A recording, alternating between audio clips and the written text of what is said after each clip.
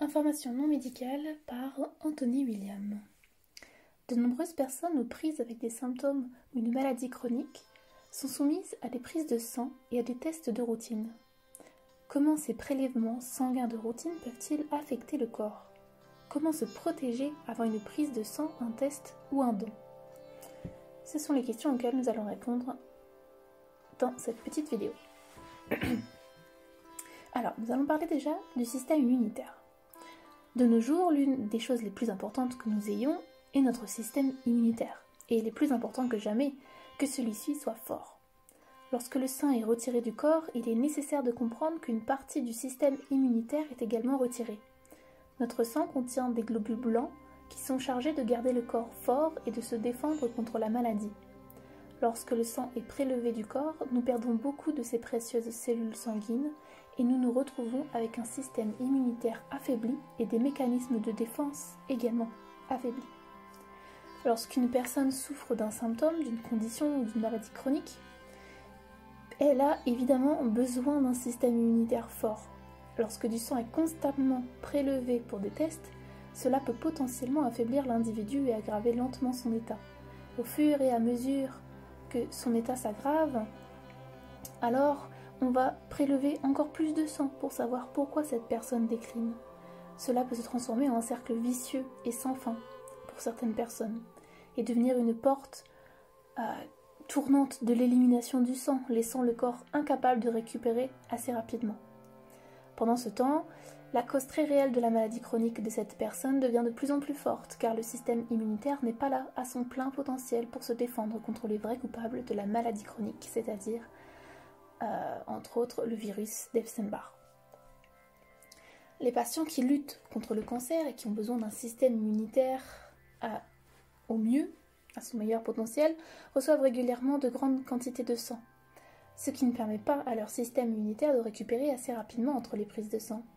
Les globules blancs peuvent dévorer les cellules cancéreuses et le fait de prélever du sang diminue ces globules blancs.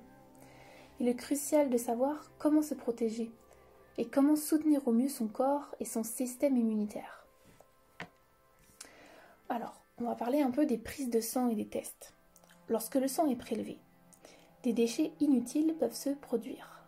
Des systèmes sont mis en place pour prélever certaines quantités de sang pour chaque type de test, quelles que soient les circonstances et sans tenir compte de l'état de santé d'une personne ou d'autres variables de sa vie, y compris les difficultés qu'elle peut traverser, le type de ressources dont ils disposent, si leur alimentation fournit suffisamment de nutriments pour maintenir leur système immunitaire fort ou même lorsque leur dernière prise de sang a eu lieu. Des considérations doivent être prises sur le poids corporel, la taille et le sexe de l'individu avant que le sang ne soit prélevé.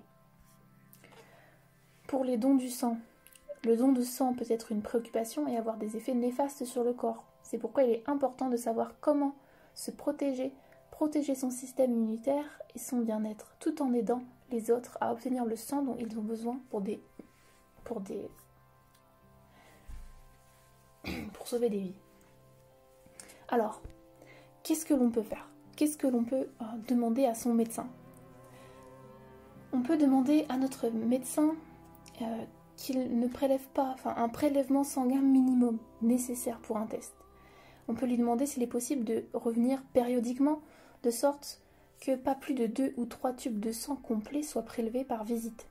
Idéalement, une prise de sang devrait être limitée à 2 à 3 quarts de tube, ou si nécessaire à 2 à 3 demi-tubes. Maintenant, si vous demandez un quart ou la moitié des tubes, le laboratoire dira probablement qu'il ne peut pas les réaliser. Il pourra dire qu'il doit avoir des tubes pleins, ou qu'il ne peut pas faire le test ou fabriquer un sérum. Ce n'est pas vrai. Un laboratoire de sang peut tester n'importe quoi en utilisant un quart ou un demi-tube de sang, ou même moins, et ils recevront ce tube partiel et l'utiliseront si le médecin l'envoie. Trouvez un médecin qui vous enverra, qui ne demandera que le quart ou la moitié des tubes. Le laboratoire de sang le recevra, l'utilisera et effectuera tous les tests nécessaires avec les tubes partiels.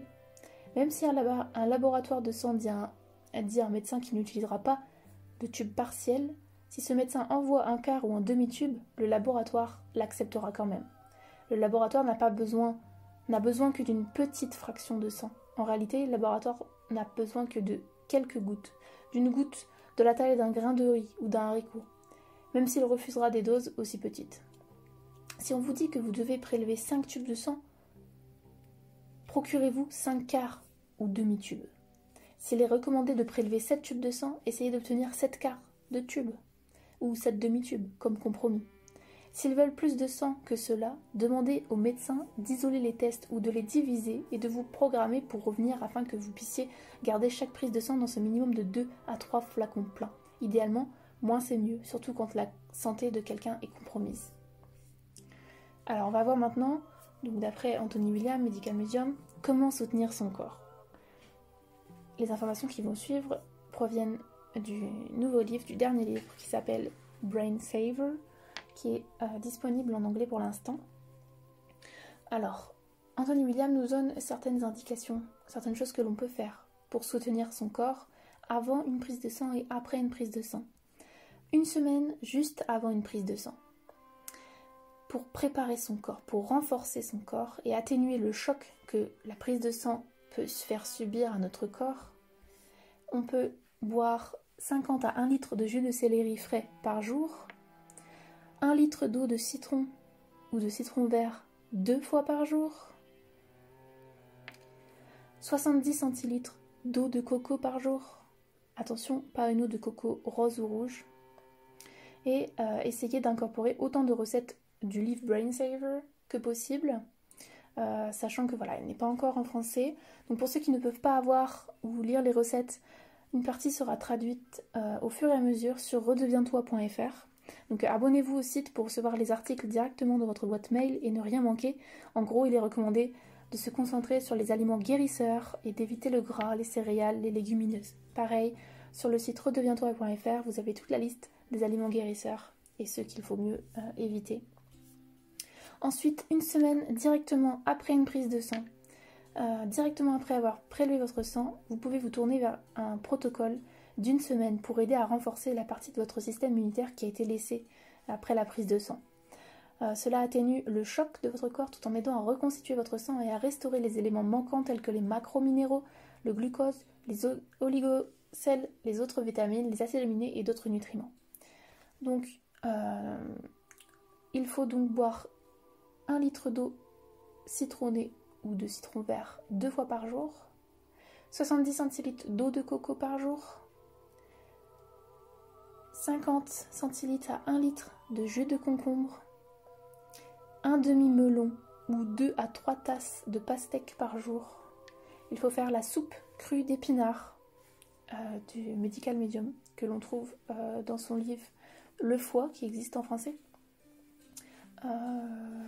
Ensuite, il faut faire la salade Brain Saver qui est la recette de la salade curative pour le cerveau. Se trouve pareil sur le site redeviens-toi.fr dans l'onglet recettes et recettes crues.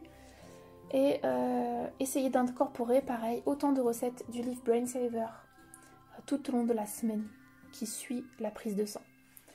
Donc pareil, les recettes seront traduites au fur et à mesure sur le site redeviens-toi.fr. Donc voilà, ce sont les conseils d'Anthony William pour ce qui est des prises de sang.